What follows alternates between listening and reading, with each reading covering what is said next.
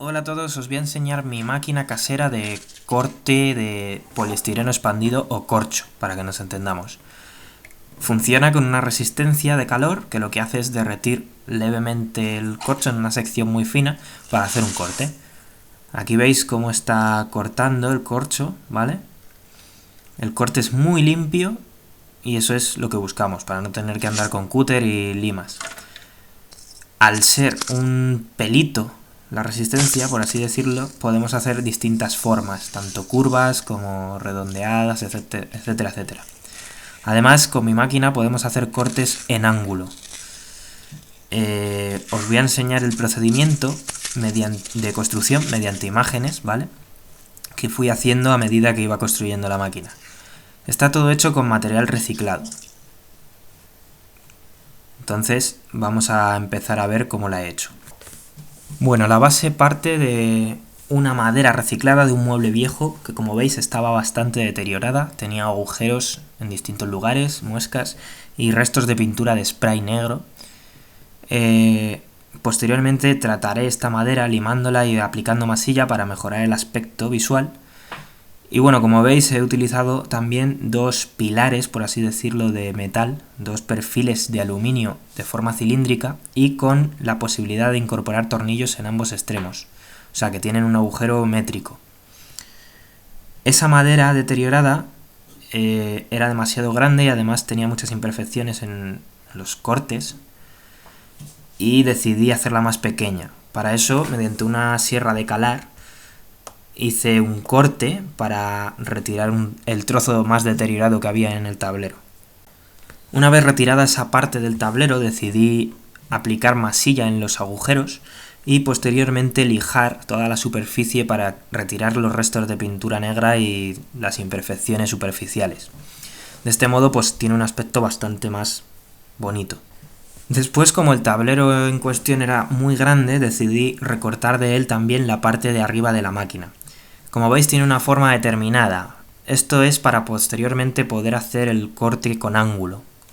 Una vez recortadas estas piezas, hay que hacerse con una fuente de alimentación de más o menos 500 miliamperios o más, ¿vale? Y que llegue hasta unos 5 a 12 voltios. En mi caso utilicé la que veis en la imagen. Y bueno, después hay que hacerse con lo más importante, la resistencia. Debe ser, en mi caso es reciclada de una tostadora vieja que estaba rota. También podéis reciclarla de algún secador de pelo o algo por el estilo. Sé de gente que ha utilizado cuerdas de guitarra o cosas así. El caso es que el metal indicado es el nicrom. Este es el indicado para la resistencia, el mejor. Entonces, si vosotros encontráis otra alternativa, pues bien por vosotros. Yo utilicé parte de la resistencia de un tostador viejo. Y bueno, lo que estáis viendo en esta imagen es una pieza reciclada de una bicicleta del cambio de marchas, ¿vale?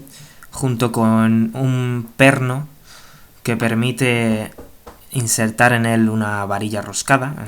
En este caso lo que inserto es la pieza de la bicicleta. Y luego un trocito de perfil de aluminio, que es ese que hace ángulo de 90 grados con la pieza de la bici. Como veis, también he unido un cable, uno de los polos del transformador a la resistencia, a un extremo de la resistencia. Ese perfil de aluminio, ese trocito de aluminio, lo tenemos que unir a la parte que va arriba de la máquina. En mi caso, para hacerlo del sistema de cortar en ángulo, le hago dos agujeros a al perfil de aluminio, ¿vale? En el que está en la línea de los dos agujeros de los pilares, ¿vale? Lo uno con un tornillo y una tuerca de apriete, para que permita girar respecto a ese punto, lo que es el perfil de aluminio. El otro agujero será el que fije la posición de ese perfil de aluminio. Tendrá varios agujeros la pieza, como veis aquí, de manera que según la situemos en uno u otro, podremos crear un ángulo en la resistencia para que al efectuar el corte cortemos con dicho ángulo. Es como un bisel o algo así. Bien, una vez hecho esto, simplemente nos queda unir esa pieza con los pilares de aluminio definitivamente ya, y En mi caso también apliqué un poco de masilla a la pieza de arriba y después lo limé para conseguir un aspecto visual mejor. Los agujeros de la pieza de arriba los he hecho con un taladro de mesa. Como veis ahí, esa es la tuerca de apriete que decía, para que la pieza pueda pivotar. Y bueno, básicamente esto es todo. Después hay que hacer con una varilla, yo en mi caso lo he hecho con una varilla roscada, o cualquier varilla os vale. Hay que mirar el punto en el que, o sea, digamos, el punto que corresponde a la parte de abajo para efectuar ahí un agujero, que sería por donde entrase la resistencia. Podéis usar una plomada o algo por el estilo. Después, al efectuar el agujero en la parte de abajo, lo hago con un diámetro que me permite incrustar ahí un muelle, un pequeño muelle. Esto lo hago para que el calor de la resistencia no dañe la madera, ¿vale? Después, por la parte de abajo, uno el otro cable del transformador, el otro polo, a la resistencia, para que ya el circuito esté cerrado y la resistencia se caliente. Como veis, la pieza de la bicicleta me permite tensar el cable. Simplemente aprieto la varilla roscada que entraba en el perno y el cable de la resistencia se tensa. Esto permite que el corte sea totalmente recto, limpio. Y bueno, básicamente ese es el montaje.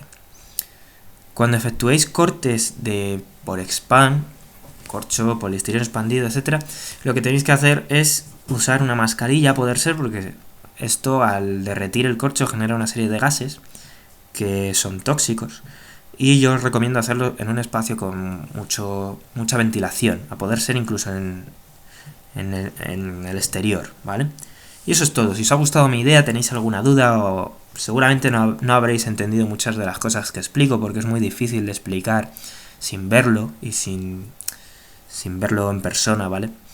Pero si tenéis alguna duda, pues la ponéis en un comentario y yo os facilito toda la información que pueda.